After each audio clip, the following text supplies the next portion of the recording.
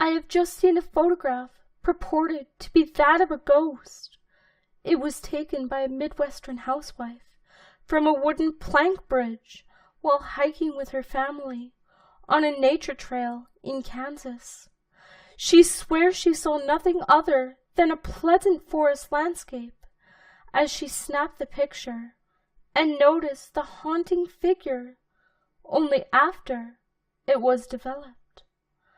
Unlike the usual antique photographs which come to mind at the mention of the phantom, vaporous wanderers superimposed on bleak furnished chambers, this one is in vivid color of what appears to be a little girl in a blue dress, seated Indian style, with one leg dangling on some rocks beside a waterfall.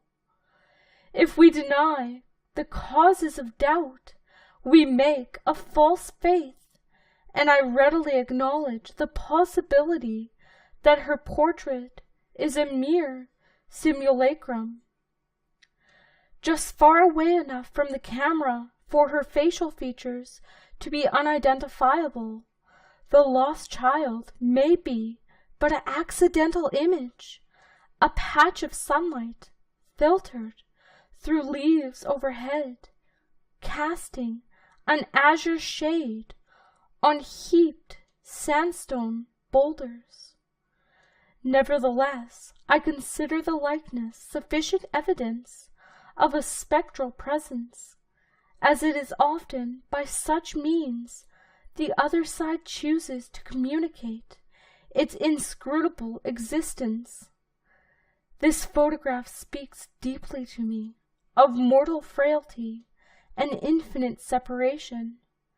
At first glimpse, I knew everything about the faceless girl and how she came to sit beside the trickling waterfall.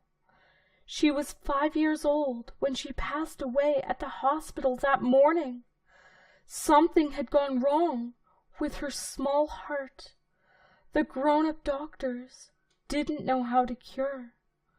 After trying everything she could to make her weeping mother and father see or hear her, she gave up and moved in a way she never had before, above the city's glare, and drifted to rest among these sheltering rocks she happily remembered visiting with them on Sunday afternoons. As she glanced into the churning pool below, several hikers happened to clatter across the nearby bridge and pause to look at her, she hoped, but they didn't wave back.